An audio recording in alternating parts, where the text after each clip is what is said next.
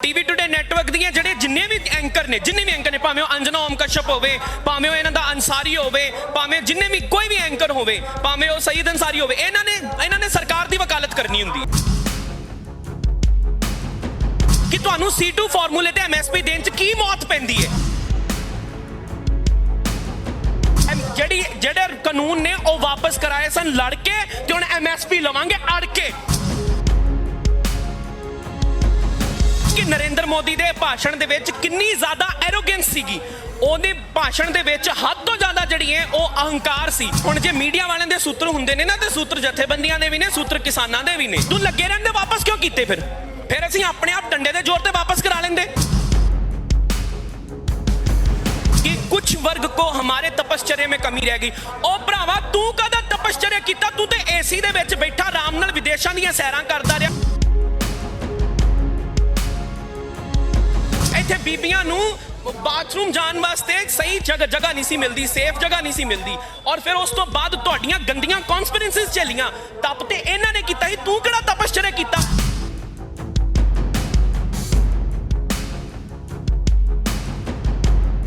ਅੱਜ जो है अंदोलन ਨੂੰ 1 साल हो जाना है ਤੇ ਸਵੇਰੇ ਟੀਵੀ ਟੁਡੇ ਨੈਟਵਰਕ ਕੀ ਚਲਾ ਰਿਹਾ ਹੈ ਐਡਾ ਬੇਸ਼ਰਮ ਹੈ ਟੀਵੀ ਟੁਡੇ ਨੈਟਵਰਕ ਦੀਆਂ ਜਿਹੜੇ ਜਿੰਨੇ ਵੀ ਐਂਕਰ ਨੇ ਭਾਵੇਂ ਉਹ ਅੰਜਨਾ ਓਮ ਕਸ਼ਪ ਹੋਵੇ ਭਾਵੇਂ ਉਹ ਇਹਨਾਂ ਦਾ ਅੰਸਾਰੀ ਹੋਵੇ ਭਾਵੇਂ ਜਿੰਨੇ ਵੀ ਕੋਈ ਵੀ ਐਂਕਰ ਹੋਵੇ ਭਾਵੇਂ ਉਹ ਸਈਦ ਅੰਸਾਰੀ ਹੋਵੇ ਇਹਨਾਂ ਨੇ ਸਰਕਾਰ ਦੀ ਵਕਾਲਤ ਕਰਨੀ ਹੁੰਦੀ ਹੈ ਮੈਂ ਸਵੇਰੇ ਕਿਸੇ ਹਲਵਾਈ ਦੀ ਦੁਕਾਨ ਤੇ ਟੈਲੀਵਿਜ਼ਨ ਚੱਲ ਰਿਹਾ ਸੀ ਔਰ ਉੱਥੇ ਮੈਂ ਵੇਖ ਰਿਹਾ ਸਾਂ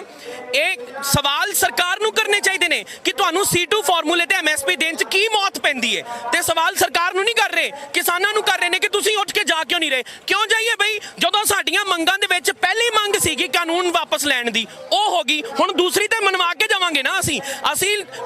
ਜਿਹੜੇ ਕਾਨੂੰਨ ਨੇ ਉਹ ਵਾਪਸ ਕਰਾਏ ਸਨ ਲੜ ਕੇ ਤੇ ਹੁਣ MSP ਲਵਾਂਗੇ ਅੜ ਕੇ ਜਿੰਨੇ ਚਿਰ ਤੱਕ MSP ਨਹੀਂ ਉਹਨੇ ਚਿਰ ਤੱਕ ਅੰਦੋਲਨ ਉੱਥੇ ਹੀ ਰਹੇਗਾ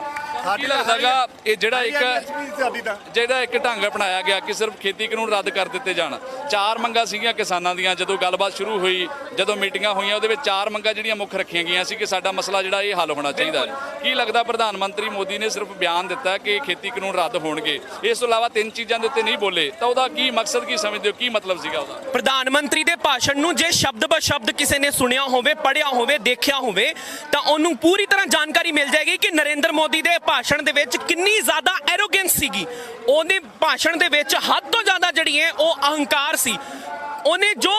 1000 ਤੋਂ ਜ਼ਿਆਦਾ ਸ਼ਬਦਾਂ 'ਚ ਉਹਨੇ ਆਪਣਾ ਭਾਸ਼ਣ ਦਿੱਤਾ ਇੱਕ ਵੀ ਵਾਰ ਅੰਦੋਲਨ ਸ਼ਬਦ ਦਾ ਇਸਤੇਮਾਲ ਨਹੀਂ ਕੀਤਾ ਉਹਨੇ ਕੀ ਗੱਲ ਅੰਦੋਲਨ ਸ਼ਬਦ ਤੋਂ ਇੰਨਾ ਡਰ ਲੱਗਦਾ ਕਿ ਅੱਜ ਤੋਂ ਪਹਿਲਾਂ ਅੰਗਰੇਜ਼ਾਂ ਦੇ ਖਿਲਾਫ ਕਈ ਅੰਦੋਲਨ ਕਰਕੇ ਇਸ ਦੇਸ਼ ਨੇ ਆਜ਼ਾਦੀ ਹਾਸਲ ਨਹੀਂ ਕੀਤੀ ਅੰਦੋਲਨ ਸ਼ਬਦ ਤੋਂ ਇੰਨਾ ਗੁਰੇਜ਼ ਫਿਰ ਇਹਨਾਂ ਨੇ ਜਿਹੜੇ ਕਿ ਹੁਣ ਜੇ ਮੀਡੀਆ ਵਾਲਿਆਂ ਦੇ ਸੂਤਰ ਹੁੰਦੇ ਨੇ ਨਾ ਤੇ ਸੂਤਰ ਜਥੇਬੰਦੀਆਂ ਦੇ ਵੀ ਨੇ ਸੂਤਰ ਕਿਸਾਨਾਂ ਦੇ ਵੀ ਨੇ ਸੂਤਰ ਸਾਡੇ ਵੀ ਹੈਗੇ ਨੇ ਇਹਨਾਂ ਨੇ ਭਾਸ਼ਣ ਲਿਖਣ ਦੇ ਵਿੱਚ ਬੜਾ ਟਾਈਮ ਜ਼ਾਇਆ ਕੀਤਾ ਮੋਦੀ ਨੇ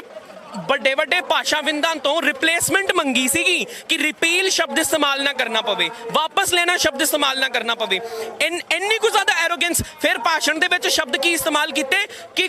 ਕੁਝ ਵਰਗ ਕੋ ਹਮ ਨਹੀਂ ਸਮਝਾ ਪਾਏ ਇਹ ਕੁਝ ਵਰਗ ਦਾ ਮਤਲਬ ਕੀ ਹੈ ਜੇ ਉਹ ਕੁਝ ਹੀ ਹੈ ਤੇ ਫਿਰ ਤੂੰ ਮੈਜੋਰਿਟੀ ਦੇ ਤੇਰੇ ਨਾਲ ਹੈ ਤੇ ਤੂੰ ਮਾਂ ਦਾ ਪੁੱਤ ਬਣ ਕੇ ਫਿਰ ਲੱਗਾ ਰਹਿਣ ਦੇ ਤੂੰ ਲੱਗੇ ਰਹਿੰਦੇ ਵਾਪਸ ਕਿਉਂ ਕੀਤੇ ਫਿਰ ਅਸੀਂ ਆਪਣੇ ਆਪ ਡੰਡੇ ਦੇ ਜ਼ੋਰ ਤੇ ਵਾਪਸ ਕਰਾ ਲੈਂਦੇ ਜਿਵੇਂ ਅਸੀਂ ਹੁਣ ਇੱਥੇ ਡੰਡੇ ਦੇ ਜ਼ੋਰ ਤੇ ਬੈਠੇ ਆ ਇਹ ਡੈਮੋਕ੍ਰੈਟਿਕ ਹੱਲੇ ਇਹਨੂੰ ਜੇ ਤੁਸੀਂ ਸਮਝਣਾ ਹੋਵੇ ਨਾ ਜਿੱਤ ਜਿਹੜੀ ਹੈ ਇਹ ਸਟੈਪ ਬਾਏ ਸਟੈਪ ਜਿੱਤ ਹੋਏਗੀ ਸਾਡੀ ਪਹਿਲਾ ਹੱਲੇ ਸਿਰਫ ਡੈਮੋਕ੍ਰੈਟਿਕ ਜਿੱਤ ਹੈ ਇਹਨਾਂ ਦੀ ਆਦਤ ਹੋ ਗਈ ਸੀਗੀ ਆਰਡੀਨੈਂਸ ਲਿਆਂਦੇ ਲਾਤੇ ਆਰਡੀਨੈਂਸ ਲਿਆਂਦੇ ਲਾਤੇ ਕੋਈ ਪਾਰਲੀਮੈਂਟਰੀ ਰੂਲ ਨਹੀਂ ਸਨ ਫੋਲੋ ਕਰਦੇ ਰਾਜ ਸਭਾ ਦੇ ਵਿੱਚ ਬਿਨਾਂ ਵੋਟ ਸ਼ੇਅਰ ਦਿਖਾਏ ਇਹਨਾਂ ਨੇ ਲਾਅ ਜਿਹੜੇ ਨੇ ਉਹ ਪਾਸ ਕਰਾਏ ਸੀਗੇ ਆਰਡੀਨੈਂਸ ਜਿਹੜੇ ਨੇ ਉਹ ਪਾਸ ਕਰਾਏ ਸੀਗੇ ਇਹਨਾਂ ਦੀ ਆਦਤ ਬਣ ਗਈ ਸੀ ਇਹ ਜਿਹੜੀ ਪਹਿਲੀ ਜਿੱਤ ਹੈ ਨਾ ਉਹ ਸਿਰਫ ਔਰ ਸਿਰਫ ਹਿੰਦੁਸਤਾਨ ਦੇ ਭਾਰਤ ਦੇ ਇੰਡੀਆ ਦੇ ਡੈਮੋਕ੍ਰੈਟਿਕ ਜਮਹੂਰੀਅਤ ਔਰ ਲੋਕਤੰਤਰ ਦੀ ਜਿੱਤ ਹੈ ਉਹ ਸਿਰਫ ਲੋਕਤੰਤਰ ਦੀ ਜਿੱਤ ਹੈ ਕਿਸਾਨਾਂ ਦੀ ਜਿੱਤ ਹੱਲੇ ਨਹੀਂ ਹੋਈ ਕਿਸਾਨਾਂ ਦੀ ਜਿੱਤ ਤਾਂ ਉਦੋਂ ਹੋਏਗੀ ਜਿੱਦਣ ਸਾਡੀ MSP ਸਾਡੇ ਹੱਥਾਂ ਦੇ ਵਿੱਚ ਸਵਾਮੀਨਾਥਨ ਅਈਅਰ ਆਦਿ ਆਯੋਗ ਦੀ ਸਿਫਾਰਿਸ਼ਾਂ ਦੇ ਅਨੁਸਾਰ C2 ਫਾਰਮੂਲੇ ਦੇ ਵਿੱਚ ਨਾਲ ਸਾਨੂੰ ਤੈਅ ਕੀਤੀ ਜਾਵੇਗੀ ਸ਼ਿਕਾਇਤ ਦੇ ਵੱਲੋਂ ਬਿਆਨ ਦਿੱਤਾ ਗਿਆ ਜਦੋਂ ਪ੍ਰਧਾਨ ਮੰਤਰੀ ਮੋਦੀ ਨੇ ਆਖਿਆ ਕਿ ਖੇਤੀ ਕਾਨੂੰਨ ਰੱਦ ਕਰਨ ਅਸੀਂ ਜਾ ਰਹੇ ਹਾਂ ਰਾਕੇਸ਼ ਟਿਕੈਤ ਕਹਿੰਦੇ ਕਿ ਪ੍ਰਧਾਨ ਮੰਤਰੀ ਦਾ ਇਹ ਬਿਆਨ ਜਿਹੜਾ ਉਹ ਕਿਸਾਨਾਂ ਨੂੰ ਤੋੜਨ ਵਾਲਾ ਹੈ, ਉਹ ਮੋਰਚੇ ਨੂੰ ਤੋੜਨ ਵਾਲਾ ਹੈ, ਉਹਦਾ ਮਤਲਬ ਕੀ ਸਮਝਦੇ ਹੋ? ਬਿਲਕੁਲ ਤੋੜਨ ਵਾਲਾ ਹੈ, ਕਿਉਂਕਿ ਦੇਖੋ ਇਹ ਜਿਸ ਤਰੀਕੇ ਨਾਲ ਉਹਨਾਂ ਨੇ ਬਿਆਨ ਸ਼ਬਦ ਇਸਤੇਮਾਲ ਕੀਤੇ ਨੇ, ਤੁਸੀਂ ਸ਼ਬਦ ਦੇਖੋ, ਉਹਨਾਂ ਦੇ ਭਾਸ਼ਣ ਦੇ ਸ਼ਬਦਾਂ ਦੀ ਜਿਹੜੀ ਚੋਣ ਹੈ ਨਾ, ਉਹ ਪੂਰੀ ਤਰੀਕੇ ਨਾਲ ਦੇਸ਼ ਨੂੰ ਖੰਡਿਤ ਕਰਨ ਵਾਲੀ ਸੀਗੀ ਕਿ ਕੁਝ ਵਰਗ ਕੋ ਹਮਾਰੇ ਤਪਸਚर्या में ਕਮੀ ਰਹਿ ਗਈ। ਉਹ ਭਰਾਵਾ ਤੂੰ ਕਦਾ ਤਪਸਚर्या ਕੀਤਾ? ਤੂੰ ਤੇ ਏਸੀ ਦੇ ਵਿੱਚ ਬੈਠਾ ਆਰਾਮ ਨਾਲ ਵਿਦੇਸ਼ਾਂ ਦੀਆਂ ਸੈਰਾਂ ਕਰਦਾ ਰਿਹਾ, ਕਦੀ UN ਜਾਂਦਾ ਰਿਹਾ, ਕਦੀ ਅਮਰੀਕਾ ਜਾਂਦਾ ਰਿਹਾ, ਕਦੀ ਕੁਝ ਕਰਦਾ ਰਿਹਾ। ਤਪਸਚर्या ਤੇ ਇਹਨਾਂ ਕਿਸਾਨਾਂ ਦਾ ਸੀਗਾ ਜਿਨ੍ਹਾਂ ਨੇ ਇੱਥੇ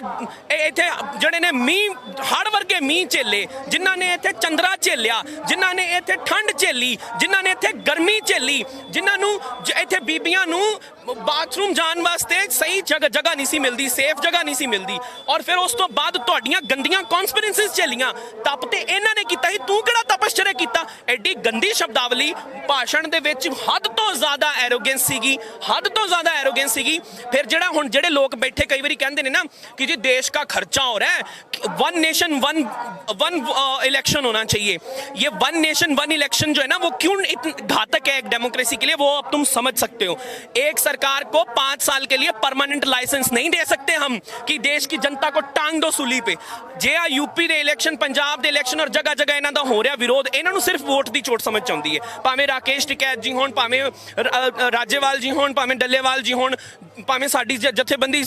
BKU ਸਿੱਧੂਪੁਰ ਹੋਵੇ, ਸਾਨੂੰ ਪਹਿਲੇ ਦਿਨ ਤੋਂ ਪਤਾ ਸੀ, ਤੇ ਪਹਿਲੇ ਕਹਿੰਦੇ ਸੀ ਇਹਨਾਂ ਨੂੰ ਵੋਟ ਦੀ ਚੋਟ ਸਮਝ ਆਉਂਦੀ ਹੈ। ਇਹਨਾਂ ਨੂੰ ਮਰਦੇ ਇਨਸਾਨ ਸਮਝ ਚ ਨਹੀਂ ਆਉਂਦੇ, ਇਹਨਾਂ ਨੂੰ ਸੜਦੀ ਹੋਈ ਪਰਾਲੀ ਤੇ ਦਿਖ ਜਾਂਦੀ ਪੰਜਾਬ ਤੋਂ, ਪਰ ਇਹਨਾਂ ਨੂੰ ਸੜਦੀਆਂ ਹੋਈਆਂ ਸਾਡੀਆਂ ਲਾਸ਼ਾਂ ਨਹੀਂ ਦਿਸਦੀਆਂ ਹੈਗੀਆਂ। ਜਦੋਂ ਇੱਥੋਂ ਅਸੀਂ ਇੱਕ ਇੱਕ ਲਾਸ਼ ਚੁੱਕ ਕੇ ਲੈ ਕੇ ਜਾਂਦੇ ਸਾਂ, ਉੱਥੇ ਜਾ ਕੇ ਸੰਸਕਾਰ ਕਰਦੇ ਸਾਂ, ਉਹ ਮੜੀ ਚੋਟਦੀ ਹੋਈ ਅੱਗ ਨਹੀਂ ਸੀ ਇਹਨਾਂ ਨੂੰ ਦਿਖਦੀ, ਇਹਨਾਂ ਨੂੰ ਸਾਡੀ ਸਾੜੀ ਹੋਈ ਪਰਾਲੀ ਜ਼ਰੂਰ ਦਿਸ ਜਾਂਦੀ ਸੀ, NGT ਨੂੰ ਵੀ ਦਿਸ ਜਾਂਦੀ ਸੀ। ਮਾਨਯੋਗ ਸੁਪਰੀਮ ਕੋਰਟ ਨੇ ਵੀ ਇਹਨਾਂ ਨੂੰ ਚਪੇੜਾ ਮਾਰੀਆਂ ਨੇ ਸ਼ਬਦਾਂ ਦੇ ਵਿੱਚ, ਔਰ ਬਹੁਤ ਨਿਆਂਪੂਰਨ ਗੱਲ ਕੀਤੀ ਸੀ ਮਾਨਯੋਗ ਸੁਪਰੀਮ ਕੋਰਟ ਨੇ ਕਿ ਜਿਹੜੀ ਪਰਾਲੀ ਦੇ ਪਿੱਛੇ ਤੁਸੀਂ ਪਏ ਰਹਿੰਦੇ ਹੋ, ਉਹਦਾ ਕਿੰਨਾ ਕੁ ਪੋਲਿਊਸ਼ਨ ਹੁੰਦਾ। ਤੁਹਾਡੀਆਂ ਗੱਡੀਆਂ ਔਰ ਬਾਕੀ ਫੈਕਟਰੀਜ਼ ਜਿਹੜੀਆਂ ਨੇ, ਹੋਰ ਕਈ ਪੋਲਿਊਸ਼ਨ ਦੇ ਐਲੀਮੈਂਟ ਨੇ, ਉਹ ਤੇ ਤੁਹਾਡੇ ਤੋਂ ਕੰਟਰੋਲ ਨਹੀਂ ਕੀਤੇ ਜਾਂਦੇ। ਇਹਨਾਂ ਦੇ ਭਾਸ਼ਣ ਦੇ ਵਿੱਚ ਇੱਕ ਇੱਕ ਲਫ਼ਜ਼ ਜਿਹੜਾ ਸੀਗਾ ਉਹ ਤੋੜਨ ਵਾਲਾ ਸੀ। ਇਹਨਾਂ ਨੇ ਕਿਹਾ, ਇੱਕ ਪਹਿਲਾਂ ਇਹਨਾਂ ਨੇ ਜਿਹੜੇ ਬਹੁਤ ਹੀ ਜ਼ਿਆਦਾ ਗਲਤ ਸ਼ਬਦ ਇਸਤੇਮਾਲ ਕੀਤੇ। ਇਹਨਾਂ ਨੇ ਕਿਹਾ ਕਿ ਕੁਝ ਵਰਗ को हम नहीं समझा पाए। ਕਿਹੜਾ ਕੁਝ ਵਰਗ ਬਈ? ਇਹਦਾ ਮਤਲਬ ਤੁਸੀਂ ਕੀ ਜਾਂ ਤਾਂ ਸਿੱਖਾਂ ਨੂੰ ਟਾਰਗੇਟ ਕਰ ਰਹੇ ਹੋ, ਜਾਂ ਸਾਡੇ ਯੂਪੀ ਵਾਲੇ ਭਰਾਵਾਂ ਨੂੰ ਟਾਰਗੇਟ ਕਰ ਰਹੇ ਹੋ, ਜਾਂ ਜਾਟਾਂ ਨੂੰ ਟਾਰਗੇਟ ਕਰ ਰਹੇ ਹੋ। ਇਹ ਕੁਝ ਵਰਗ ਦਾ ਮਤਲਬ ਕੀ ਹੋਇਆ? ਇਹ ਕੁਝ ਵਰਗ ਨੂੰ ਡਿਫਾਈਨ ਕਰਨ ਨਾ ਪ੍ਰਧਾਨ ਮੰਤਰੀ ਸਾਹਿਬ ਕੀ ਕਹਿਣਾ ਚਾਹੁੰਦੇ ਨੇ।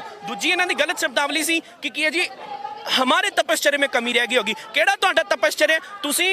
ਖੇਤੀ ਕਾਨੂੰਨ ਸਮਝਾਉਣ ਦੇ ਨਾਮ ਤੇ ਲੱਖਾਂ ਕਰੋੜਾਂ ਰੁਪਏ ਦਾ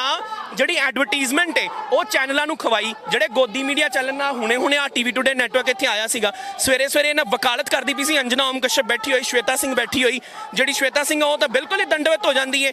ਇਹ ਕਿਹੋ ਜਿਹੇ ਫਜ਼ੂਲ ਪੱਤਰਕਾਰ ਨੇ, ਬਹੁਤ ਹੀ ਫਜ਼ੂਲ ਪੱਤਰਕਾਰ ਨੇ। ਮੈਂ ਤਾਂ ਕਹਿੰਦਾ ਕਿ ਇਹਨਾਂ ਲੋਕਾਂ ਦੇ ਉੱਤੇ ਐਕਸ਼ਨ ਲੈਣਾ ਚਾਹੀਦਾ ਹੈ, ਇਸ ਦੇਸ਼ ਦੀ ਇਨਫੋਰਮੇਸ਼ਨ ਐਂਡ ਬ੍ਰੌਡਕਾਸਟ ਮਿਨਿਸਟਰੀ ਨੂੰ ਵੀ, ਔਰ ਇਸ ਦੇਸ਼ ਦੇ ਵਿੱਚ ਜੋ ਹੈ ਜਿਹੜੀਆਂ ਸੰਸਥਾਵਾਂ ਹੈਗੀਆਂ ਨੇ, ਮਾਨਯੋਗ ਸੁਪਰੀਮ ਕੋਰਟ ਨੂੰ ਸੰਗਿਆਨ ਲੈਣਾ ਚਾਹੀਦਾ ਹੈ ਕਿ ਜਦੋਂ ਇਹ ਜਿੰਨੇ ਵੀ ਨੇ, ਜਿੰਨੇ ਵੀ ਇੱਥੇ ਪੱਗ ਬੰਨ ਕੇ ਆਏ ਮੇਰੇ ਵੀਰ ਦਿਖਦੇ ਨੇ, ਉਹਨਾਂ ਨੂੰ ਇਹ ਖਾਲਿਸਤਾਨੀ ਆਖ ਦਿੰਦੇ ਸਨ। ਸਾਡੇ ਵਰਗਾ ਕੋਈ ਹਿੰਦੂ ਭਰਾ ਆਪਣਾ ਹੱਕ ਮੰਗ ਲੇ, ਅਸੀਂ ਇਹਨਾਂ ਵਾਸਤੇ ਜੋ ਹੈ ਵਾਮਪੰਥੀ ਜਾਂ ਕਾਮਰੇਡ ਜਾਂ ਫਲਾਣਾ ਜਾਂ ਧਮਾਕਾ ਹੋ ਜਾਂਦੇ ਆ।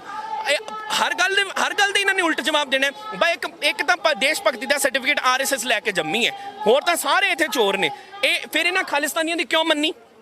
ਜੇ ਇਸ ਖਾਲਿਸਤਾਨੀ ਸਨ, ਫਿਰ ਇਹਨਾਂ ਖਾਲਿਸਤਾਨੀਆਂ ਦੀ ਕਿਉਂ ਮੰਨੀ? ਇਹ ਜਿੰਨੇ ਵੀ ਨੈਸ਼ਨਲ ਮੀਡੀਆ ਦੇ ਚੈਨਲ ਨੇ, ਜੇ ਪ੍ਰਧਾਨ ਮੰਤਰੀ ਨੂੰ ਸਕੇਤ ਹੈ ਕਿਸਾਨਾਂ ਦਾ, ਤੇ ਇਹਨਾਂ ਨੂੰ ਇੰਨਾ ਲੰਮਾ ਨਹੀਂ ਸੀ ਖਿੱਚਣਾ ਚਾਹੀਦਾ ਕੋਈ ਵੀ ਚੀਜ਼। ਇਹ ਫੈਸਲਾ ਉਦੋਂ ਹੀ ਹੋ ਜਾਣਾ ਚਾਹੀਦਾ ਸੀ ਜਿੱਦਣ ਸ਼ੰਭੂ ਦੇ ਬਾਰਡਰ ਤੱਕ ਕਿਸਾਨ ਪਹੁੰਚ ਗਏ ਸਨ। ਭਾਜਪਾ ਦੇ ਆਗੂ ਆ ਪੰਜਾਬ ਦੇ, ਅਸ਼ਵਨੀ ਸ਼ਰਮਾ ਪ੍ਰਧਾਨ ਨੇ ਭਾਜਪਾ ਦੇ, ਉਹ ਕਹਿੰਦੇ ਆ ਕਿ ਕਿਸਾਨ ਹੁਣ ਉਹਨਾਂ ਨੂੰ ਲੱਗਣ ਲੱਗ ਗਿਆ ਕਿ ਉਹਨਾਂ ਦੀ ਦੁਕਾਨਦਾਰੀ ਬੰਦ ਹੋਣ ਵਾਲੀ ਹੈ। ਜਿਹੜੇ ਆਗੂ ਉੱਥੇ ਬੈਠੇ ਆ, ਇਸ ਕਰਕੇ ਉਹ ਚਾਹੁੰਦੇ ਨਹੀਂਗੇ ਕਿ ਅੰਦੋਲਨ ਜਿਹੜਾ ਉਹ ਖਤਮ ਹੋਣਾ ਚਾਹੀਦਾ। ਮੈਨੂੰ ਤੇ ਨਾ ਅਸ਼ਵਨੀ ਸ਼ਰਮਾ ਜੀ ਨੂੰ ਇੱਕ ਸਲਾਹ ਦਿਆਂਗੇ, ਸਰ ਤੁਸੀਂ ਨਾ ਪੰਚਾਇਤੀ ਇਲੈਕਸ਼ਨ ਵੇਖ ਕੇ ਲੜ ਕੇ ਵੇਖ ਲਓ ਪੰਜਾਬ ਦੇ ਕਿਸੇ ਵੀ ਪਿੰਡ ਚੋਂ, ਤੁਹਾਨੂੰ ਪਤਾ ਲੱਗ ਜਾਏਗਾ ਕਿਹਦੀ ਦੁਕਾਨ ਬੰਦ ਹੋਣ ਵਾਲੀ ਹੈ। ਔਰ ਦੂਜੀ ਗੱਲ ਇਹ, ਜਿਹੜੇ ਇੱਥੇ ਆਗੂ ਆ ਕੇ ਬੈਠੇ ਨੇ ਨਾ, ਇਹਨੂੰ ਅੰਦੋਲਨ ਕਹੀਦਾ ਹੁੰਦਾ ਜੇ, ਇਹ ਦੁਕਾਨ ਨਹੀਂ ਹੁੰਦੀ। ਦੁਕਾਨ ਤੁਹਾਡੀ ਹੈ ਜਿਹੜੀ ਤੁਸੀਂ ਚਲਾਉਂਦੇ ਹੋ। ਭਗਵਾਨ ਸ਼੍ਰੀ ਰਾਮ ਤੱਕ ਨੂੰ ਨਹੀਂ ਬਖਸ਼ਿਆ ਤੁਸਾਂ ਨੇ, ਤਾਂ ਬਸ਼ਰਮੋ। ਇਹ ਸ਼ਰਮਾ ਸਾਹਿਬ ਨੂੰ ਮੈਂ ਕਹਾਂਗਾ ਥੋੜੀ ਸ਼ਰਮ ਕਰੋ। ਦੁਕਾਨ ਫੋਟੋ ਖਿਚਾਉਣ ਨੂੰ ਤੁਹਾਡੀ ਦੁਕਾਨ ਕਿਹਦੀ ਬੰਦ ਹੋਣ ਵਾਲੀ ਹੈ, ਇਹ ਤੁਹਾਨੂੰ ਪਤਾ ਲੱਗ ਜਾਣਾ ਚਾਹੀਦਾ। ਹੁਣ ਆਲੇ ਦੁਆਲੇ ਦੇ ਪਿੰਡਾਂ ਦੇ ਵਿੱਚ ਅਸੀਂ ਜੇ ਕੋਈ ਕਬੱਡੀ ਕੱਪ ਵੀ ਕਿਤੇ ਰੱਖ ਲੈਂਦੇ ਨਾ ਮੁੰਡੇ ਖੁੰਡੇ, ਤਾਂ ਉਹ ਵੀ ਹੁਣ ਕਿਸੇ MLA ਸਰਪੰਚ ਨੂੰ ਨਹੀਂ ਸੱਦਦੇ। ਉਹ ਵੀ ਕਹਿੰਦੇ ਨੇ ਸਾਡਾ ਕੋਈ ਕਿਸਾਨ ਆਗੂ ਆਵੇ ਜਿਹਨੇ ਸਾਨੂੰ ਸੋਝੀ ਦਿੱਤੀ ਕਿ ਆਹ ਸਾਡੇ ਨਾਲ ਕੀ ਕਰਨ ਲੱਗੇ ਨੇ। ਬੇਸ਼ੱਕ ਅਸੀਂ ਜਦੋਂ ਅੰਦੋਲਨ ਦੇ ਵਿੱਚ ਆਏ ਨਾ, ਅਸੀਂ ਕੋਈ ਉਦਣ ਹੀ ਨਹੀਂ ਸਾਂ ਆਗੇ ਜਿੱਦਣ ਸਾਡੇ ਕਿਸਾਨ ਵੀਰ ਸ਼ੰਭੂ ਤੱਕ ਪਹੁੰਚੇ ਸਨ, ਉਦਣ ਹੀ ਨਹੀਂ ਸਾਂ ਆਗੇ। ਸਾਨੂੰ ਤੇ ਚਿੱਤਾ ਵੀ ਕੋਈ ਨਹੀਂ ਸੀ ਕਿਸੇ ਗੱਲ ਦਾ। ਜਦੋਂ ਇੰਨਾ ਰੌਲਾ ਪੈ ਗਿਆ ਸਾਡੇ ਕਿਸਾਨ ਆਗੂਆਂ ਨੇ, ਜਦੋਂ ਪੂਰਾ ਰੌਲਾ ਪੈ ਗਿਆ, ਉਸ ਤੋਂ ਬਾਅਦ ਅਸੀਂ 2 ਤੋਂ 3 ਮਹੀਨੇ, ਕਿਉਂਕਿ ਮੈਂ ਖੁਦ ਵਕਾਲਤ ਵੀ ਪ੍ਰੈਕਟਿਸ ਕਰਦਾ ਵਾਂ, ਅਸੀਂ ਖੁਦ ਪੜ੍ਹੇ ਹੈ, ਅਸੀਂ ਲਾਅ ਪੜ੍ਹੇ ਹੈ। 2 ਮਹੀਨੇ ਬਾਅਦ ਜੋ ਹੈ ਅਸੀਂ ਆਪ ਅੰਦੋਲਨ ਦੇ ਵਿੱਚ ਸ਼ਮੂਲੀਅਤ ਕੀਤੀ ਸੀ। ਅਸੀਂ ਕੋਈ ਸ਼ਰਮਾ ਸਾਹਿਬ ਅਸੀਂ ਅੰਨੇ ਬੌਲੇ ਨਹੀਂ ਹੈਗੇ ਤੁਹਾਡੇ ਜਿਹੜੇ ਭਗਤ ਨੇ ਉਹਨਾਂ ਵਾਂਗਰਾਂ ਕਿ ਆਖ ਦਿੱਤਾ ਜੀ ਗੋਬਰ ਮੱਲੋ, ਇਹਨਾਂ ਦੇ ਪ੍ਰਵਕਤਾ ਨੈਸ਼ਨਲ ਟੈਲੀਵਿਜ਼ਨ ਤੇ ਬੋਲ ਦਿੰਦੇ ਨੇ ਗੋਬਲ ਮੱਲੋ, ਰੇਡੀਏਸ਼ਨ ਜੋ ਹੈ ਉਹ ਅਸਰ ਨਹੀਂ ਕਰੇਗਾ। ਇਹੋ ਜਿਹੇ ਫਜ਼ੂਲ ਅੰਨੇ ਭਗਤ ਨਹੀਂ ਅਸੀਂ ਹੈਗੇ। ਸਾਡੀ ਇੰਨੀ ਕੁ ਬੁੱਧੀ ਸਾਨੂੰ ਸੁਮੱਤ ਦਿੱਤੀ ਹੈ ਪਰਮਾਤਮਾ ਨੇ, ਭਗਵਾਨ ਰਾਮ ਨੇ ਸਾਨੂੰ, ਸ਼੍ਰੀ ਰਾਮ ਚੰਦਰ ਜੀ ਨੇ ਇੰਨੀ ਕੁ ਮੱਤ ਦਿੱਤੀ ਹੋਈ ਹੈ, ਸਾਨੂੰ ਅਕਲ ਹੈਗੀ ਹੈ, ਸਾਨੂੰ ਪਤਾ ਲੱਗਦਾ ਹੈ ਤੁਸੀਂ ਕਿੱਥੇ ਜੋ ਹੈ ਰਾਮ ਦੇ ਨਾਮ ਤੇ ਦੁਨੀਆ ਭਰ ਦੇ ਗੰਦੇ ਘਟੀਆ ਕੰਮ ਤੁਸੀਂ ਕਰਦੇ ਹੋ। ਤੁਸੀਂ ਭਗਵਾਨ ਰਾਮ ਤੱਕ ਨੂੰ ਨਹੀਂ ਬਖਸ਼ਦੇ ਤੇ ਤੁਸੀਂ ਦੂਜਿਆਂ ਨੂੰ ਕਹਿੰਦੇ ਹੋ ਕਿ ਦੁਕਾਨ, ਉਹ ਦੁਕਾਨ ਨਹੀਂ ਜੀ, ਇਹ ਅੰਦੋਲਨ ਹੁੰਦਾ ਹੈ। ਤੁਹਾਨੂੰ ਅੰਦੋਲਨਾਂ ਦਾ ਪਤਾ ਨਹੀਂ, ਇਸੇ ਕਰਕੇ ਮੋਦੀ ਨੇ ਅੰਦੋਲਨ ਲਫ਼ਜ਼ ਇਸਤੇਮਾਲ ਨਹੀਂ ਕੀਤਾ ਆਪਣੇ ਭਾਸ਼ਣ 'ਚ। Please subscribe our channel and press the bell icon ਤਾਂ ਕਿ ਕੋਈ ਵੀ ਨਵੀਂ ਅਪਡੇਟ ਤੁਸੀਂ ਬਿਲਕੁਲ ਵੀ ਮਿਸ ਨਾ ਕਰੋ।